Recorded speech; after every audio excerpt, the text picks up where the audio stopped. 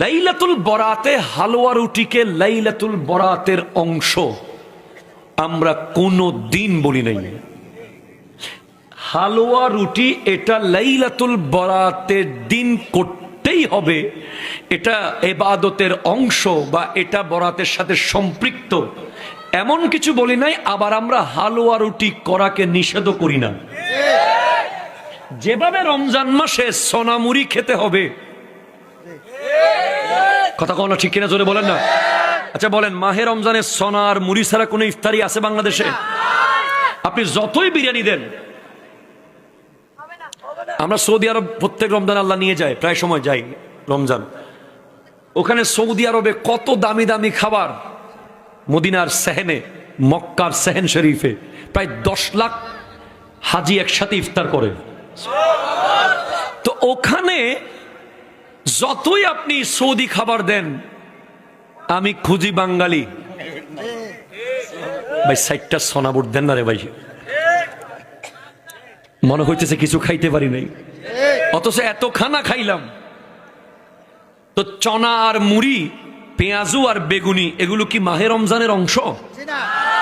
এগুলো কি রমজানের সাথে বাধ্যগত? শরীয়ত এটাকে কি ফিক্স করেছে? করে না, এটা একটা ওরফ, প্রচলন। কথা কোন ঠিক কিনা বলেন না। এটা হলো ওরফ, প্রচলন। হালুয়া রুটিও প্রচলন হয়ে গেছে এখন। হালুয়া রুটি, এটা বুখারী শরীফে হালুয়া এবং রুটির কথা আছে, আমার নবীর পছন্দের খাবার, সুবহানাল্লাহ জোরে বলেন। তো এখন এই খাবারটা কেউ চাইলে করতেও পারে, কেউ চাইলে নাও করতে পারে। তারা দেখতেছে, তারা যেখানকার টাকার কালার সাদা, বুঝলে বুঝেন, না বলে না বুঝলে না বুঝেন, ওখান থেকে প্রতিদিন প্ল্যান হয় কিভাবে মুসলিম উম্মাকে আলাদা করা যায়। এটা আপনি জানেন না। তারা বলতেছে তাড়াতাড়ি যুবকদের দিল থেকে নবীর প্রেম বের কর। কিভাবে করব বস?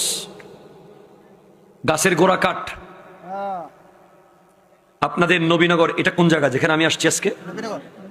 চারপাড়ার মোড়ে ধরেন একটা মোটা বট গাছ। কি গাছ? ধরেন বট গাছ, বাদাম গাছ। বাদাম গাছ আছে না? বাদাম গাছ চিনেননি? বাদাম পরে 10-12 জন যুবককে দায়িত্ব দিল, একটা ষড়যন্ত্রকারী দল, বিদেশি শক্তি, বলে বাদাম গাছটা গোড়া থেকে ফালাই দিবি। মুরব্বীরা গিয়ে কয় খবরদার, গাছ কাটতে দেব না। কথা কন না। কয় গাছ কেন কাটবো না? ফল তো নাই। আরে ফল না থাকুক,